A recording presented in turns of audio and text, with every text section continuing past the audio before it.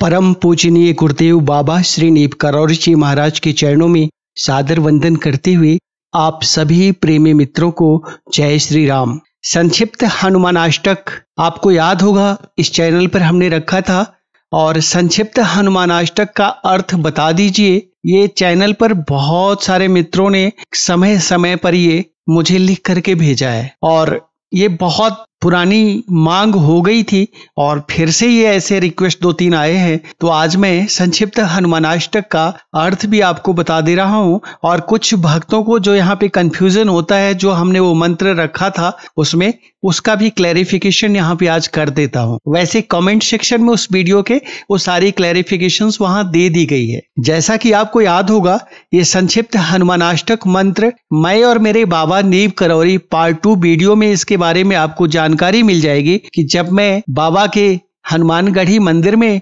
घूमने गया था और वहां मुझे एक बाबा मिले थे शिव जी के मंदिर के पास और उन्होंने मुझे एक हनुमान चालीसा दी थी, बहुत ही पुरानी हनुमान चालीसा, और उसमें उन्होंने पलट करके वो पेज दिया था और कहा था तुम हनुमानाष्टक करते हो? तो मैंने जवाब दिया था हाँ करता हूं।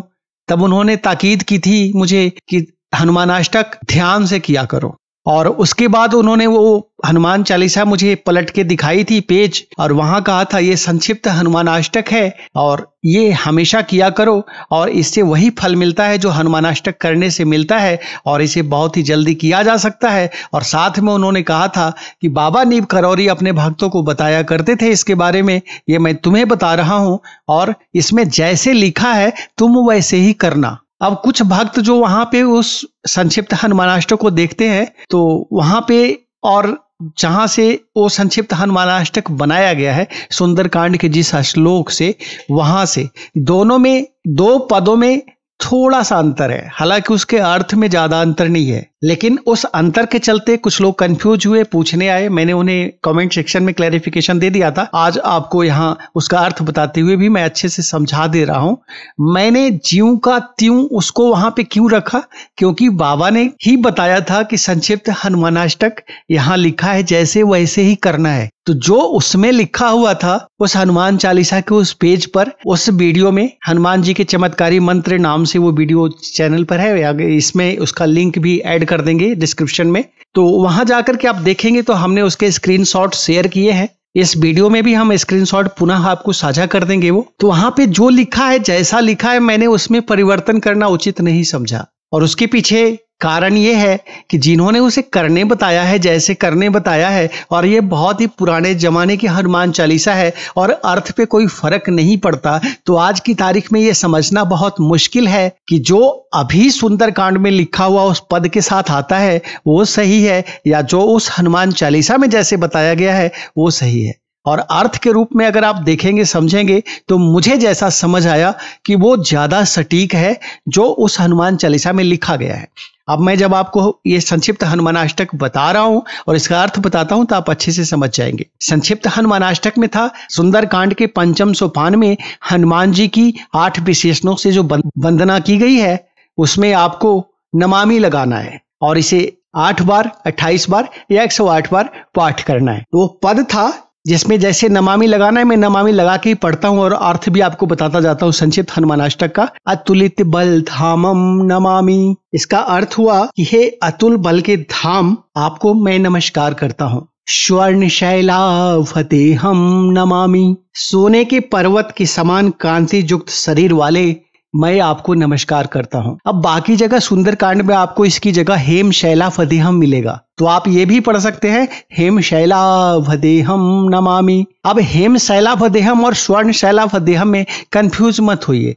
हेम का मतलब ही होता है स्वर्ण और स्वर्ण तो स्वर्ण है ही, तो स्वर्ण शैलावतेहम नमामि मतलब सोने के पर्वत जैसे शरीर वाले, तो सोने के पर्वत सुमेरु के समान कांति युक्त शरीर वाले स्वर्ण शैलावतेहम का मतलब यही हुआ और हेम शैलावतेहम का मतलब भी वही हुआ। तो अंतर में कोई फर्क नहीं पड़ रहा और किताब में जहां पे ये लिखा हुआ है, जो बाबा ने मुझे दिया था वहां पे उस दिन, उस किताब में लिखा हुआ है स्वर्ण शैलावदेहम नमामि। तो हमने उसको ज्यों का त्यों रख दिया, उसमें परिवर्तन नहीं किया। आपका मन जो स्वीकार करे आप वो करने को स्वतंत्र है। आप हेम शैलावदेहम नमामि पढ़े या स्वर्ण शैलावदेहम नमामि पढ़े, इससे ज्यादा अंतर नहीं पड़ता। उसके आगे बढ़ते हैं।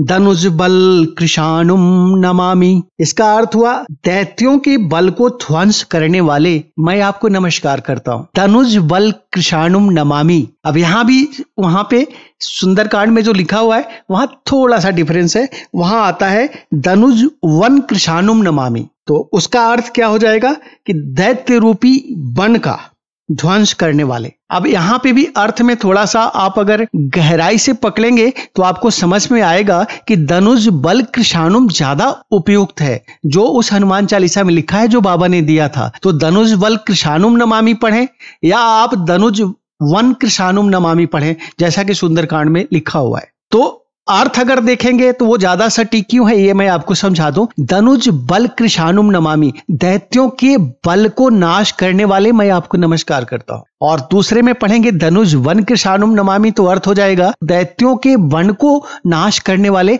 मैं आपको नमस्कार करता हूं। अब दैत्यों के बल को नाश करने वाले प्रभु श्री राम जी के भक्त श्री हनुमान जी की वंदना करना है। इसका अर्थ ये हुआ कि उनको नमस्कार करता हूं। दैत्यों के बल को ही जो नाश करते हैं, तो ये किसी भी काल में दैत्यों के बल को नाश कर सकते हैं। और वहां है धनुज वन, मतलब दैत्यों का जो इकट्ठा स्वरूप है, दैत्यों का जो वन रूपी दैत्य इकट्ठे हो गए हैं, जो एक समूह दैत्यों का इकट्ठा हो गया है, उसको धनुज वन कृशानुम, उनको जो एक दैत्यों का समूह इकट्ठा हो जाता है उनको नाश करने वाले आपको नमस्कार है। तो अर्थ में कोई ज्यादा फर्क नहीं पड़ता, और अगर उस प्रकार से देखेंगे तो वो ज्यादा सटीक बैठता है। और चैनल के एक भक्त, उन्होंने अपनी अनुभूति में जब इस मंत्र का वो प्रयोग कर रहे थे और वो इस तरह के संशय में पड़े थे, तो बाबा की प्रेरणा से उन्हें भी ये अनुभूति हुई जो उन्होंने मुझसे साझा किया कि बाबा ने मुझे आपसे ये शेयर करने के लिए बार बार प्रेरित किया है। तो उन्होंने भी यही कहा कि आप इस मंत्र का जब अर्थ बताने लगे तो आप भक्तों के साथ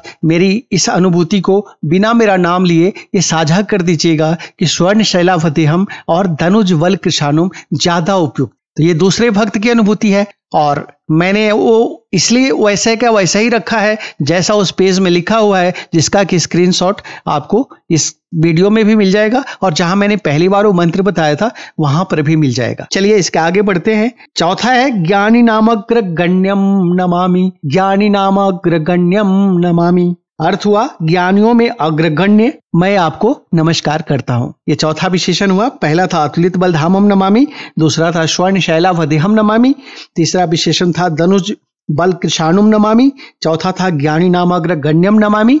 आगे बढ़ते हैं। पांचवा विशेषण है सकल गुण निधानम नमामि। सभी गुणों के निधान मैं आपको नमस्कार करता हूं। बानराणाम धीशम नमामि, यह हुआ बानरों के स्वामी मैं आपको नमस्कार करता हूं। रघुपति प्रिय भक्तम नमामि, श्री रघुनाथ जी के प्रिय भक्त पवन पुत्र श्री हनुमान जी, श्री रघुपति प्रिय भक्तम नमामि, श्री राम जी के प्रिय भक्त को मैं नमस्कार करता हूं। और अंत में आता है वात जातम नमामि, मतलब हुआ पवन पुत्र, पवन देव के पुत्र, वात जातम, वात मतलब हवा, पवन देव के पुत्र हुए, जातम उनके द्वारा जन्म दिए गए, तो वात जातम मतलब हुआ पवन पुत्र श्री हनुमान जी को मैं प्रणाम करता हूं। वात जातम नमामि, यह आखिरी हुआ।